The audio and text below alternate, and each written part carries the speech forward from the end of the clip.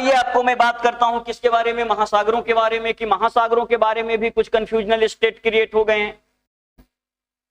कोई कह रहा है महासागर 7 हैं, कोई कह रहे हैं 5 हैं, लेकिन आप मान के चलिए, बिल्कुल स्पष्ट रूप से मान लीजिए महासागर सिर्फ 4 है, महासागर सिर्फ 4। अब ये देखिए क्या है, ये एरिया किसका है, तो ये प्रशांत महासागर का एरिया है। इसी को हम क्या कह रहे हैं, प्रशांत महासागर। प्रशांत महासागर, पैसिफिक ओशियन, यह है क्या, पैसिफिक ओशियन। इसके बाद देखिए दूसरे नंबर पर यह है कौन, अटलांटिक ओशियन, इस आकार का अटलांटिक ओशियन। तीसरे स्थान पर है ये आपका इंडियन ओशियन, इंडियन ओशियन। और फिर ये वाला जो आप एरिया देख रहे हैं, ये क्या है, पैसिफिक ओशियन ही है। क्योंकि आप बात को समझिए, यहां भी ये वाला एरिया क्या है, पैसिफिक है, और ये वाला एरिया भी क्या है, पैसिफिक है। क्यों, इसलिए कि पृथ्वी तो गोल है ना। अब इस गोलाकार चीज को हम क्या कर रहे हैं, ऐसे कर रहे हैं, अलग कर रहे हैं। तो आप मान लीजिए कि ये हमारा नाखून वाला जो साइज है वो पैसिफिक था, तो इसको इस तरह से खोल दिया, और खोलने के बाद इसको इस तरह से यहां चिपका दिया, तो देखिए नाखून यहां आ गया और यहां आ गया। इसी तरह से पैसिफिक का एक हिस्सा यहां है और एक हिस्सा यहां है। जब ये राउंड होकर के गोल बनेगा तो पैसिफिक का दोनों सिरा क्या है, जुड़ जाएगा और वह एक सिंगल बॉडी बन जाएगा। तो आप यहां बिल्कुल स्पष्ट रूप से इस बात को समझ लीजिए कि नक्शे पर जो आप देखते हो तो पैसिफिक, प्रशांत महासागर यहां भी दिखता है और प्रशांत महासागर यहां भी दिखता है। ये एरिया भी क्या है, प्रशांत महासागर है, और ये एरिया भी क्या है, प्रशांत महासागर है। तो ये तो पैसिफिक हो गया, जो वर्ल्ड का सबसे बड़ा ओशियन है। दूसरे नंबर पर किसकी बात की, ये अटलांटिक ओशियन है। ये क्या है, अटलांटिक ओशियन है, जो इस आकार का है। और यहां आप ये समझ सकते हो कि जरा ध्यान से देखें, तो ये जो नॉर्थ अमेरिका है और ये जो अफ्रीका है, यदि हम ध्यान से देखें तो ऐसा दिखता है कि ये दोनों कभी न कभी एक लैंड मास थे, एक ही टुकड़े थे, जो बाद में अलग हुए हैं, और अभी भी इनके बीच की दूरी लगातार बढ़ रही है। तो एक लैंड मास था गोंडवाना लैंड, उसी लैंड मास से नॉर्थ अमेरिका और अफ्रीका कॉन्टिनेंट ब्रेक होके टूटे हैं, और ऑस्ट्रेलिया भी उसी का हिस्सा है, और ये इंडिया का जो मेन मास लैंड है वो भी गोंडवाना लैंड का ही हिस्सा है। तो आप देख रहे हैं कि दोनों के बीच में जो दूरी है वो लगातार बढ़ रहा है। इसको प्लेट टेक्टोनिक थियरी के अंदर हम लोग गंभीरता से पढ़ेंगे जब मैं आपको जियोग्राफी के अदर कंसेप्चुअल लेसन लूंगा। अब भी यहां हम लोग को सिर्फ महासागरों की स्थिति को समझना है। तो महासागरों की स्थिति में हमने क्या समझा कि ये पहला हमारा पैसिफिक है, ये दूसरा हमारा क्या है, अटलांटिक है, और ये तीसरा हमारा इंडियन ओशियन है, और ये हमारा पैसिफिक ही है। तो फिर चौथा क्या है, ये था क्या, अंटार्कटिका, और इसको कहेंगे आर्कटिक। क्या कहेंगे, आर्कटिक। ध्यान दीजिएगा, पृथ्वी का जो उत्तरी ध्रुव है वो महासागर है, आर्कटिक महासागर, और जो दक्षिणी हिस्सा है वो महादेश है, और इसको कहते हैं अंटार्कटिका। तो अंटार्कटिका क्या है, अंटार्कटिका महादेश है और आर्कटिक महासागर है। तो ये हो गया हमारा क्या, आर्कटिक महासागर। ये हमारा हो गया क्या, हिंद महासागर, ये हमारा हो गया अटलांटिक महासागर, ये हमारा हो गया पैसिफिक प्रशांत महासागर, और ये भी हो गया प्रशांत महासागर। कुछ इंपॉर्टेंट इंफॉर्मेशन भी ले लेंगे। ये जो पैसिफिक ओशियन है ये वर्ल्ड का लार्जेस्ट ओशियन है, ये भी पैसिफिक ओशियन का ही एरिया है। जो लार्जेस्ट पैसिफिक है, डीपेस्ट है मैरियाना गर्त इसी पैसिफिक महासागर में है, जिसकी गहराई 11,000 मीटर 11 किलोमीटर से भी अधिक है, और यह धरती का सबसे गहरा भाग है। तो ये हमने देखा सबसे बड़ा महासागर प्रशांत महासागर, ये भी प्रशांत महासागर ही है। आप समझ सकते हैं जब ये राउंड होंगे तो दोनों मिल जाएंगे, फ्लैट होने की वजह से ये दो साइड में दिख रहे हैं। दूसरा क्या कहा, यह है अटलांटिक महासागर, ये इस आकार का अटलांटिक महासागर। अटलांटिक महासागर के बारे में ये बात जानेंगे कि ये प्रशांत महासागर दुनिया का सबसे गहरा सबसे बड़ा महासागर था। ये अटलांटिक महासागर जो है ये वर्ल्ड का सबसे बिजी महासागर है, ओशियन है।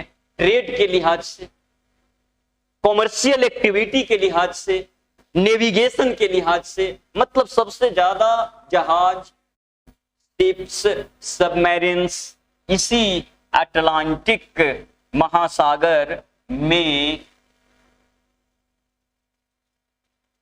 नौवहन करते हैं, परिवहन करते हैं। इसलिए ये सबसे बिजी, सबसे व्यस्त महासागर है। सबसे बड़ा महासागर प्रशांत, सबसे व्यस्त महासागर अटलांटिक महासागर। क्योंकि आप देख सकते हैं कि दुनिया के लगभग सारे विकसित देश जैसे England, Germany, France, Italy, European countries इसी समुद्र के किनारे हैं, इसके तटीय देश हैं। और इधर आप देख सकते हैं कि वर्ल्ड का सबसे developed country United state of America. तो ये सब अपनी बाउंड्री शेयर करते हैं किसके साथ, अटलांटिक महासागर के साथ। ऐसे तमाम देश दुनिया के जो बहुत विकसित हैं, इंडस्ट्रियलाइज हैं, जो एक्सपोर्ट सबसे ज्यादा वस्तुओं की दुनिया के अन्य देशों को करते हैं, ऐसे देश अपनी बाउंड्री शेयर करते हैं किससे, अटलांटिक महासागर से। यूरोपियन देश और संयुक्त राज्य अमेरिका। इसलिए जो अटलांटिक महासागर है वह दुनिया का सबसे व्यस्त क्या है, महासागर है। प्रशांत महासागर सबसे गहरा, सबसे बड़ा महासागर है। इसके बाद यदि हम बात करें तो ये है हमारा इंडियन ओशियन। और इंडियन ओशियन के बारे में मैंने आपको क्या बताया कि ये अर्ध महासागर है। क्योंकि देखिए अटलांटिक महासागर भी क्या है, आर्कटिक से जुड़ रहा है, ये भी क्या है, आर्कटिक तक पहुंच रहा है, आर्कटिक तक पहुंच रहा है। लेकिन हिंद महासागर आगे नहीं बढ़ पा रहा है। मतलब ये सिर्फ लगभग दक्षिणी गोलार्ध में ही है, ये उत्तरी गोलार्ध में नहीं है। प्रशांत महासागर उत्तरी गोलार्ध में भी है, अटलांटिक महासागर उत्तरी गोलार्ध में भी है, लेकिन हिंद महासागर सिर्फ और सिर्फ दक्षिणी गोलार्ध में ही है। उत्तरी गोलार्ध में नॉमिनल बहुत कम हिस्सा इसका है। मतलब पूरी तरह से ये नॉर्थ गोलार्ध को मतलब नॉर्थ गोलार्ध में फैला हुआ नहीं है। तो इसको अर्ध महासागर भी कहते हैं, किसको, हिंद महासागर को, क्योंकि ये मौलिक रूप से कहां है, दक्षिणी गोलार्ध में ही है, पृथ्वी के दक्षिणी हिस्से में ही है। और उसके बाद चौथे की बात हमने क्या किया कि चौथा महासागर हमारा क्या है, आर्कटिक महासागर है, जो ध्रुवीय प्रदेश है, नॉर्थ पोलर एरिया है, उत्तर ध्रुवीय प्रदेश है। और उत्तरी ध्रुव इसी के सेंटर में है, जैसे दक्षिणी ध्रुव अंटार्कटिक महादेश के सेंटर में है और उत्तरी ध्रुव आर्कटिक महासागर के सेंटर में। तो महासागर मौलिक रूप से कितने हुए, 4 हुए। पहला हमारा ये एरिया हो गया। ये एरिया किसका हुआ सर, आर्कटिक का। उसके बाद दूसरा आपने देखा ये क्या हो गया, प्रशांत हो गया। तीसरा आपने देखा ये क्या हो गया, अटलांटिक हो गया, और ये चौथा आपका इंडियन ओशियन हो गया। तो ये 4 महासागर। अब कुछ लोग क्या करते हैं कि ये नीचे वाले पार्ट को अलग कर दिया और इसको वे कहते हैं कि ये एक अलग महादेश है और इसका नाम दे देते हैं सदर्न ओशियन, दक्षिणी महासागर। तो दक्षिणी महासागर का कोई इंडिपेंडेंट इटसेल्फ एग्जिस्टेंस नहीं। आप यहां समझ सकते हो कि ये जो प्रशांत महासागर है उसका कुछ हिस्सा ले लिया, अटलांटिक का कुछ हिस्सा ले लिया, और आप क्या कर रहे हो, हिंद महासागर का एक हिस्सा ले ले रहे हो, और आप इसको कह रहे हो कि ये क्या हो गया, दक्षिणी महासागर या सदर्न ओशियन। तो इस सदर्न ओशियन अपने आप में इंडिपेंडेंट स्वतंत्र अस्तित्व वाला महासागर नहीं है।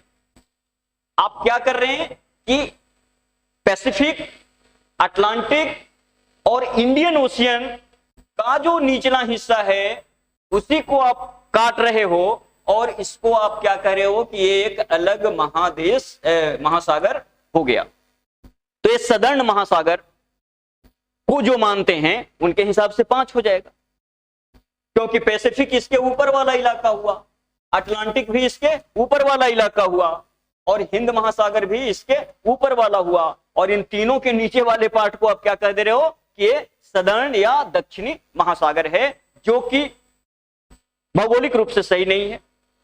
इंटरनेशनल जियोग्राफर्स की जो काउंसिल है जो इन बातों को मान्यता देती है, उसने 4 महासागर को ही मान्यता दी है। इंटरनेशनल ओशियनोग्राफी कांग्रेस जो यूनाइटेड नेशन के तहत इन बातों को मानक रूप से स्थापित करती है कि वास्तव में कौन ग्रह है कौन नहीं है। अब 9 थे तो 8 हो गए, प्लूटो को बाहर किया। तो ये काम किसने किया? वर्ल्ड लेवल पर इन चीजों को व्यवस्थित और मानक रूप देने के लिए जियोग्राफर्स की, ओशियनोग्राफर्स की टीम होती है, स्कॉलर्स की यूनियन होती हैं, जिन्हें हम कहते हैं इंटरनेशनल ओशियनोग्राफी कांग्रेस, और इसने मान्यता दी है कितने की? 4 की। तो महासागर कितने हैं? 4।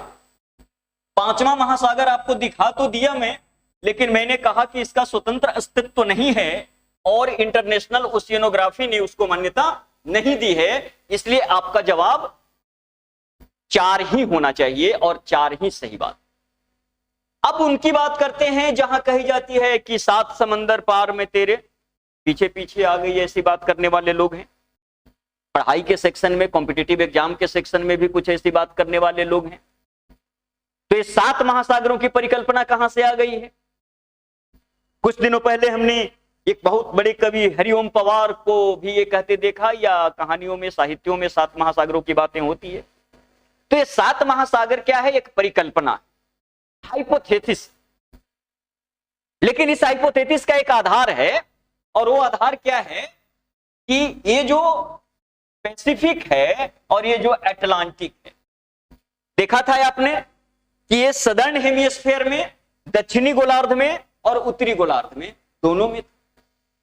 पैसिफिक भी क्या है? उत्तरी गोलार्ध में भी है और दक्षिणी गोलार्ध में भी है। पैसिफिक यहां भी है, पैसिफिक यहां भी है, पैसिफिक यहां भी है, पैसिफिक यहां भी है। मतलब प्रशांत महासागर उत्तरी गोलार्ध में भी है, दक्षिणी गोलार्ध में भी है, उत्तरी गोलार्ध में भी है, दक्षिणी गोलार्ध में भी है। उसी तरह से अटलांटिक महासागर जो इस आकार का था वो उत्तरी गोलार्ध में भी है अटलांटिक, और दक्षिणी गोलार्ध में भी है अटलांटिक। तो 4 तो बेसिक आप देखे थे। एक 5वां बन गया था सदर्न पार्ट को काट के, इसमें इंडियन ओशियन, अटलांटिक महासागर और पैसिफिक महासागर के निचले वाले भाग को हमने एक अलग नाम दे दिया था दक्षिणी सागर का। दक्षिणी महासागर का। अब दो और आपके बढ़ जाएंगे जब आप कहेंगे उत्तरी प्रशांत, उसी तरह से आप इसको क्या कह देंगे, दक्षिणी प्रशांत,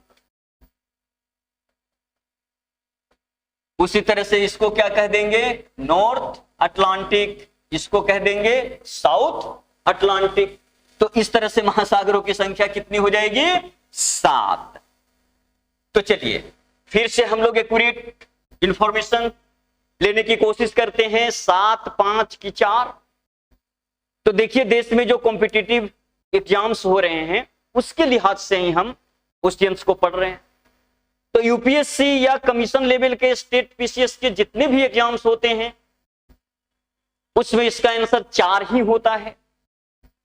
लेकिन एसएससी लेवल और रेलवे लेवल्स के कुछ एग्जाम जो होते हैं वहां यदि ऑप्शन में 4 नहीं है तो आप 5 को सही मान, हालांकि 5वां का इंडिपेंडेंट एग्जिस्टेंस नहीं है। लेकिन यदि ऑप्शन में 4 है ही नहीं, 5 दिया गया है, 6 दिया गया है, 7 दिया गया है, 3 दिया गया है, 4 नहीं दिया गया है, तो वहां पर ऑप्शन आपको चूज करना चाहिए कौन, 5। लेकिन यदि आप कमीशन लेवल के एग्जाम दे रहे हैं, यूपीएससी या स्टेट कमीशन की परीक्षा में बैठ रहे हैं, वहां सिर्फ और सिर्फ आपका आंसर 4 ही होता है और वहां 4 का ऑप्शन होता है, नहीं तो फिर नन ऑफ दीज होता है। तो छोटे स्तर पर जो प्रतियोगी परीक्षाएं होती है, एमटीएस लेवल की, रेलवे लेवल की या एसएससी लेवल की, वहां आप बहुत सारी किताबों में भी ऐसी बात कही गई है और आपको स्पष्ट रूप से बता दिया कि यह दक्षिणी महासागर इंडिपेंडेंट एग्जिस्टेंस का नहीं है, इंटरनेशनल ओशियोनोग्राफी ने इसको मान्यता नहीं दिया है, आंसर हमारा 4 ही है। लेकिन जहां 4 ऑप्शन न रहे वहां 5 को आप सही मानो। 7 वाला तो कभी भी एकेडमिक नहीं कहा जा सकता है, वो हाइपोथेटिकल ही है। और 7 कैसे बना इसको आपने देख लिया। तो फिर से एक बार मैं पूरी तरह से स्थिति आपके सामने स्पष्ट कर देता हूं कि देखिए ये क्या है, प्रशांत महासागर है। अब इस प्रशांत महासागर को आप क्या कहोगे, उत्तरी, और नीचे वाले को क्या कह दोगे, दक्षिणी प्रशांत। तो ये क्या हो गए, 2 महासागर हो गए। उसी तरह से इसको आप क्या कहोगे, उत्तरी अटलांटिक, और इसको आप क्या कहोगे, दक्षिणी अटलांटिक। इस तरह से आपको कितने हो गए, 4 हो गए। इसको क्या कहोगे, हिंद महासागर। अब इसका तो 2 टुकड़ा नहीं कर सकते क्योंकि ये तो कमोबेश कहां है, अब पूरी तरह से साउदर्न हेमिस्फीयर में ही है। अब यहां देखिए इंडिया ये डिग्री से शुरू हो जाता है, तो मैक्सिमम वो कहां तक आ रहे हैं, दक्षिणी उत्तरी गोलार्ध में 8 डिग्री तक, उसका कोई मायने नहीं है। तो ये पूरी तरह से कहां है, दक्षिणी गोलार्ध में ही है, इसलिए हिंद महासागर को उत्तर दक्षिण में नहीं बांटा जा सकता। और यहां तो आप देख रहे हैं वही है, प्रशांत ही है, तो प्रशांत को तो 2 भाग में बांट। और ये नीचे वाला पार्ट को काट के आप क्या कह दे रहे हो, ये क्या है, दक्षिणी महासागर। अब देखिए महासागर मौलिक रूप से 4 हैं। ये क्या है, पैसिफिक, ये क्या है, पैसिफिक। एक दूसरे नंबर पर क्या है, अटलांटिक। तीसरे नंबर पर क्या है, हिंद महासागर। और चौथे नंबर पर ये है एंटार्कटिक, सॉरी आर्कटिक। कौन है, आर्कटिक। तो ये 4 हुए, प्रशांत, अटलांटिक, हिंद और आर्कटिक। ये 4 महासागर हैं मौलिक रूप से। 5वां आपने कहां बना दिया, अटलांटिक, पैसिफिक और इंडियन ओशियन के निचले भाग को अलग करके और उसको दक्षिणी महासागर कह रहे हैं, तो ये 5वां बन जा रहा है।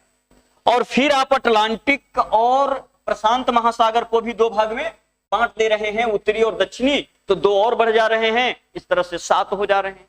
तो आपके पास सारा इंफॉर्मेशन है और इंफॉर्मेशन के साथ क्लैरिटी भी प्रोवाइड की जा रही है कि महासागर 4 हैं, 5 इनको कहा जा सकता है और इनकी संख्या को 7 तक बढ़ाया जा सकता है, लेकिन मौलिक रूप से महासागर कितने हैं? 4 ही हैं। प्रशांत महासागर, अटलांटिक महासागर, इंडियन ओशियन हिंद महासागर और आर्कटिक महासागर। तो इस तरह से हमने आपके सामने बात क्या की कि महासागर को लेकर के आपको कंसेप्चुअल इंफॉर्मेशन दिया जाए और महासागरों की स्थिति के बारे में, लोकेशन के बारे में आपको कोई कंफ्यूजन न रहे। तो महासागर कितने हैं? 4। 5 भी इनको कहा जा रहा है और 7 तक इनकी संख्या बढ़ाई जा रही है। वो क्या है? हाइपोथेसिस है, कपोल कल्पना है। यथार्थ में 4 ही हैं। कौन कौन? पैसिफिक, इंडियन ओशियन और अटलांटिक ओशियन। इस आकार वाला अटलांटिक ओशियन। सबसे बड़ा, सबसे गहरा, सबसे महान प्रशांत महासागर। सबसे व्यस्त बंदरगाह, सबसे व्यस्त महासागर अटलांटिक महासागर। और अर्ध महासागर के रूप में जानते हैं किसको? हिंद महासागर। और जो उत्तरी ध्रुव है उसको कहते हैं आर्कटिक महासागर। आर्कटिक महासागर का जो बड़ा हिस्सा है वो बर्फ के रूप में है। 98% इसका जो एरिया है वो लगभग 116 मीटर मोटी बर्फ की चादर से ढका रहता है। तो इस तरह के जो बेसिक इंफॉर्मेशन लेवल की जो जानकारी है उसको हम लोग सेकंड लेवल में लेंगे, जब हम लोग एडवांस लेवल पर सारे महासागर और सारे कंटिनेंट्स की बात करेंगे। अभी सिर्फ लोकेशन और साइज, इन 2 बातों तक सीमित रहेंगे ताकि एक बेसिक कंसेप्ट हमारे दिमाग में बन जाए और उसके आधार पर जब बात हो रही हो तो वह क्षेत्र, वह महासागर, वह महादेश हमारे दिमाग में भी फिगराइज हो रहा हो तो हम उसको बेहतर ढंग से समझेंगे। तब जाकर सेकंड लेवल पर हम लोग बात करेंगे कि बेसिक इनसे रिलेटेड जो मेजर इंफॉर्मेशंस हैं वो क्या हैं। अब भी हम लोग सिर्फ साइज एंड लोकेशन के स्थान पर बात कर रहे हैं।